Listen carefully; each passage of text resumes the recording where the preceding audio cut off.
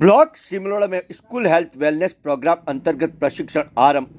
Block सिमलोड़ा में school health wellness programme अंतर्गत प्रशिक्षण आरंभ किया गया। मणिबेन राजकीय बालिका उच्च माध्यमिक विद्यालय सिमलोड़ा में आयोजित प्रशिक्षण के उद्घाटन सत्र में मुख्य ब्लॉक शिक्षा अधिकारी लक्ष्मण कुमार डामोर की अध्यक्षता एवं धनपाल भोई अतिरिक्त मुख्य ब्लॉक शिक्षा अधिकारी एवं प्रधानाचार्य विभाग पंड्या के नेतृत्व में आयोजित हुआ।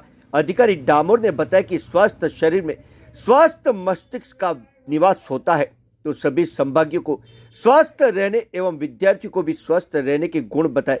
इस प्रशिक्षण में कुल 149 संभागियों ने भाग लिया। साथ ही केआरपी महेश लबाना, कमलाशंकर पाटीदार, बंसीलाल रौत, शैलेश लबाना, रोहित परमार, बेनी प्रसाद शर्मा भी उपस्थित रहे।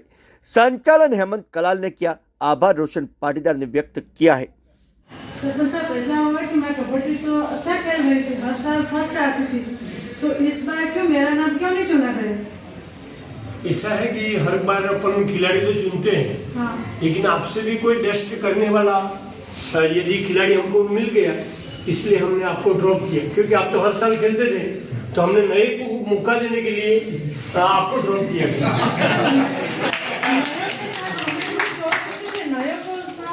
छोड़ा तो हमें क्यों अलग क्यों कर दिया? अलग करने का भी तो कोई कारण वजह होगी? अलग करने की कोई वजह नहीं थी।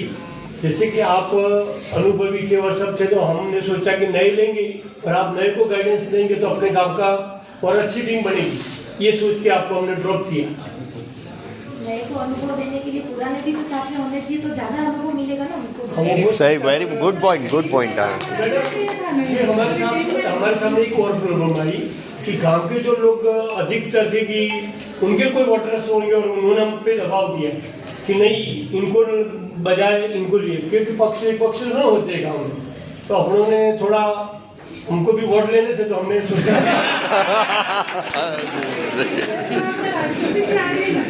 राजनीति तो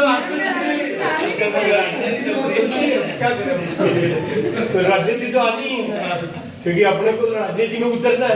राजनीति में पक्ष है, तो जिसका पक्ष मजबूत होता है उसको हमने चॉइस की। पर ये सोचते तो अगर ये आगे बढ़ते तो आपको नाम और आगे बढ़ता तो आपको और वोट मिलता। वो भी सही है, पर बस वही मैंने कहा, राजनीति थोड़ी हावी थी, इसकी वजह से आपको ड्रॉप करना पड़ा। अगले समय में और ये भी ओलंपिक तो चलते रहते, अगले समय और मौका देंगे आपको। आप बोल दो, आपकी बार आपको वोट हमसे वोट बिल्कुल बिल्कुल है। अभी ये कभी वो बदलते छात्रा है 13 साल जो सरकारी स्कूल अपने जैसे माध्यमिक विद्यालय इसमें पढ़ती है। अब वो उसके माता पिता के साथ रहती है। अब बेटी जब पढ़ाई पर ज़्यादा ध्यान दे देती, मतलब नहीं है, टीवी ज़्यादा देखती है, तो उसकी मम्मी उसको डांटती है कि ज़्यादा मतलब पढ़ाई पे ध्यान दो, टीवी और ये सब कम देखो। तो उस रेवती को लगता है कि उसकी माँ उसको एक छोटे बच्चे की तरह मानती है, वो अच्छे निर्णय लेने की क्षमता का सम्मान नहीं करती। रेवती उसको प्रतिबंधित महसूस करती है। तो क्या रेवती और उसकी माँ के बीच टकराव एक सामान्य घटना है? यदि हाँ, तो माता पिता और बच्चों के बीच टकराव के क्या कारण? तो हमको लगता है कि सबसे पहले तो रेवती एक किशोर अवस्था है। किशोर अवस्था में बच्चे ये सोचते हैं कि हम एक बड़े हो गए, क्योंकि अपन जब बच्चा छोटा होता है तब तो ये बोलते अभी छोटा है, अभी तेरे को समझनी पड़ेगी रहती कुछ भी चीज़ों में। जैसे ही थोड़े बड़े होने लगते हैं, अपन बोलने लगते हैं अब तो बड़े हो गए, खुद अकेले जाओ, सामान ले आओ। तो उस टाइम पे उनको ये लगता है किशोर अवस्था में कि हम बड़े हो गए, तो हमको सब चीज़ों का निर्णय ले सकते हैं। तो फिर जब ये पढ़ने के लिए और ऐसे बच्चों को रोका जाता है, तो उनको लगता है कि मेरे को क्यों कहा जाए। तो किशोर अवस्था के हिसाब से यदि उसकी माँ उसको कह रही है कि पढ़ाई पे ज़्यादा ध्यान दो, मीडिया में कम देखो, मतलब ये टीवी आजकल तो ये जो इंस्टाग्राम, व्हाट्सएप, इसमें ज़्यादा ध्यान जाता है बच्चों का, तो उस हिसाब से तो उसके लिए उसको लग रहा है कि मेरी मम्मी पापा मतलब नेतृत्व वो मैं कर सकती हूँ, मैं खुद अपने निर्णय ले सकती हूँ। मेरी मम्मी मेरे को बार बार क्यों इंटरफेयर कर रही है? मैं इतनी बड़ी हो गई हूँ कि मैं अपने निर्णय खुद ले सकती हूँ, पर वो भी बच्ची होती है।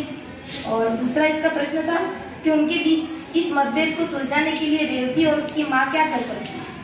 तो या तो उसकी माँ उसको एक दोस्त की तरह समझाए तो उसको ज़्यादा जल्दी समझ आएगा, क्योंकि किशोर अवस्था की उम्र में जो क्या होता है, बच्चे जो अपने माँ बाप की बात से ज्यादा अपने दोस्त की बात को ज्यादा इंपॉर्टेंस देते हैं।